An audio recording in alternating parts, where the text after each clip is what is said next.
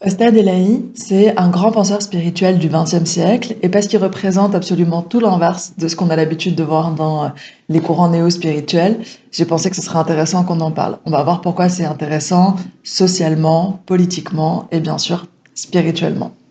Alors d'abord, Ostad Elahi, il a grandi dans un milieu hyper retiré, le milieu le plus retiré, le plus spirituel que vous pouvez imaginer. En fait, ses parents en fait avaient fait le choix de se retirer du monde. Son père, c'était déjà un grand maître spirituel, reconnu par sa communauté, et donc il pratiquait l'ascèse, le renoncement, et en fait, tout l'entourage d'Ostad Elahi n'était composé que de derviches en fait.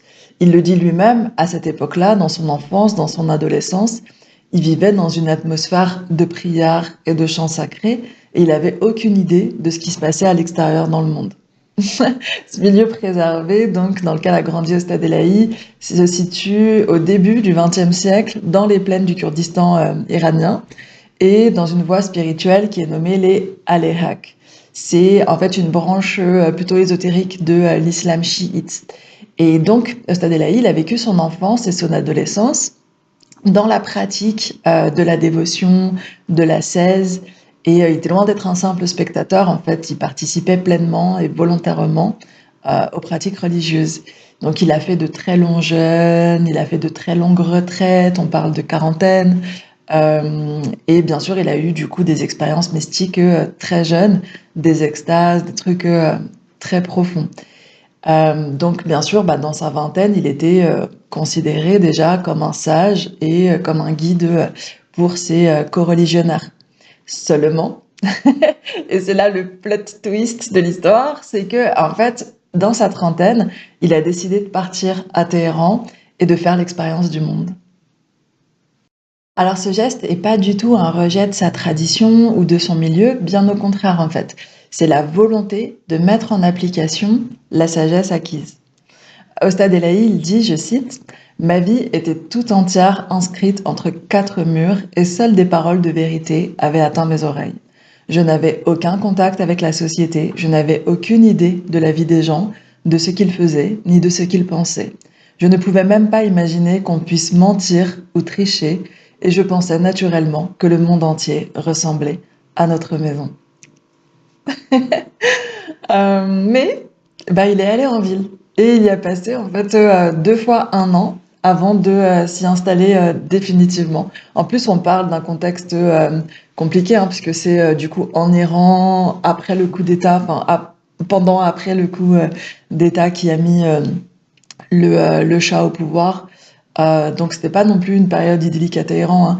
Et quand même, Ostad Elahi, qui avait vécu dans un bonheur simple et profond, il a fait le choix, dans sa trentaine, de partir en ville et de devenir fonctionnaire. Et en quelques années, il est devenu juge de paix. Alors évidemment, voilà, c'est un homme de probité, donc il a eu une carrière sans défaut. Il faut aussi rappeler en fait que c'est cohérent avec son éducation spirituelle, parce qu'en fait, sa tradition, les haléraks, ça veut dire les fervents de vérité. Donc cette carrière de magistrat, elle est tout à fait cohérente avec les enseignements qu'il a reçus. Et voilà, donc il a passé comme ça 30 ans dans la magistrature. Et ensuite, c'est seulement quand il a pris sa retraite qu'il a commencé à enseigner officiellement. Et donc, du coup, il est devenu Ostad. En fait, son nom, c'est Nour Ali Elahi. Et Ostad, c'est son titre de l'enseignant de la sagesse. Et donc, il a d'abord écrit, donc à sa retraite comme ça, il a d'abord écrit un livre sur la connaissance des Aléhaks, sa tradition. Il a fait comme une anthologie de la connaissance des Aléhaks. Puis après, il a écrit un commentaire d'un livre de son père. Et enfin, il a écrit son troisième et dernier livre qui s'appelle Connaissance de l'âme et qui lui est disponible en français. La connaissance de l'âme. Et il y a un autre ouvrage qui est disponible en français, qui là est pas un livre qu'il a écrit, mais un recueil de ses paroles. Donc là, c'est un enseignement oral, c'est beaucoup plus accessible. La connaissance de l'âme, c'est un livre qui est plus un traité philosophique, qui est super intéressant.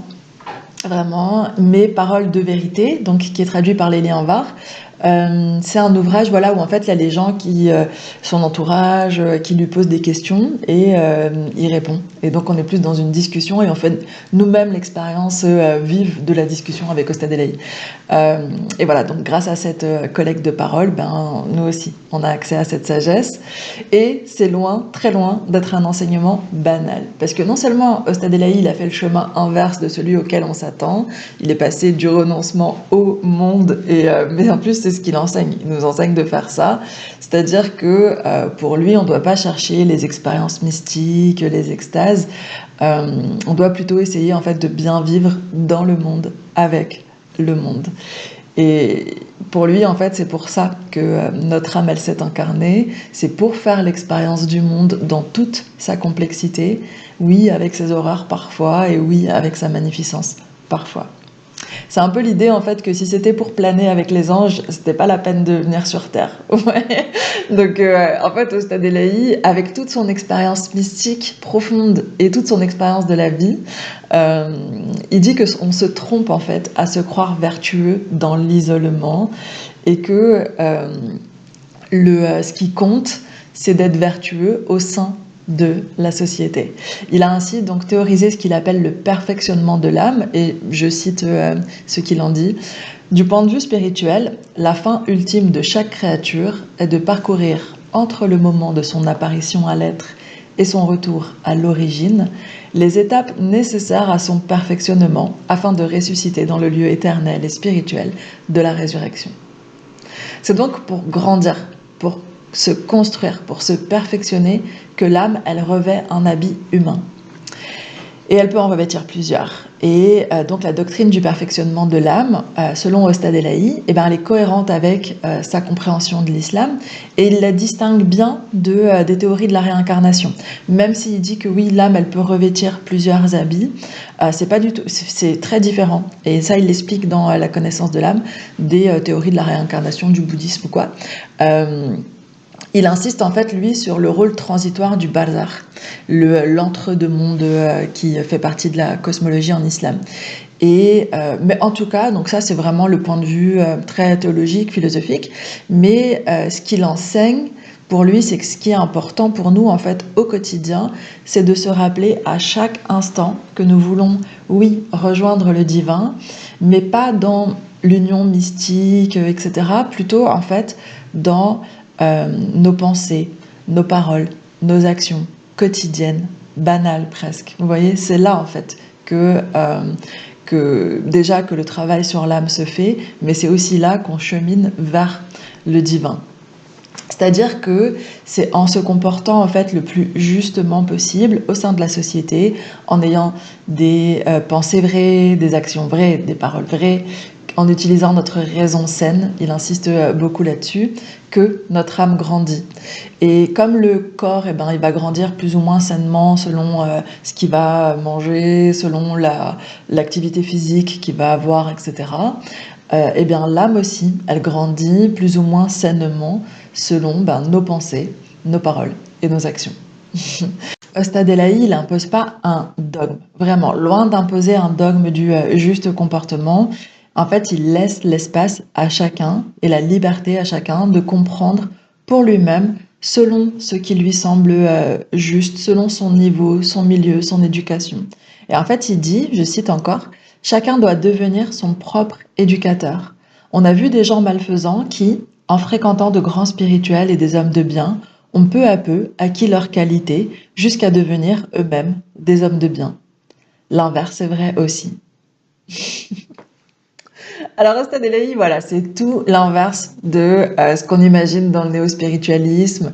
Et pourtant, ou plutôt donc, il a laissé derrière son âme la trace d'un homme intègre, accompli et sage. Il a fait le choix de son vivant de n'enseigner qu'à un cercle restreint, qu'à ses proches, etc. Et pourtant, il aurait pu être très connu, parce qu'il y a beaucoup de gens qui lui ont proposé de diffuser ses enseignements. C'était aussi un grand musicien. Il y a beaucoup de gens qui lui ont proposé des trucs, et lui, il a juste voulu avoir cette vie simple et enseigner dans ce petit cercle assez proche. Mais aujourd'hui, grâce à ce cercle et particulièrement grâce à son fils Bahram Elahi, dont on trouve beaucoup d'ouvrages sur l'enseignement de son père, eh ben, on peut nous aussi lire et plonger dans cette théorie du perfectionnement de l'âme et dans ce chemin de vérité. Donc c'est pas un chemin qui isole vraiment, un chemin qui n'isole pas, un chemin qui ne se regarde pas le nombril, mais qui au contraire place l'élévation au cœur et au service de la société.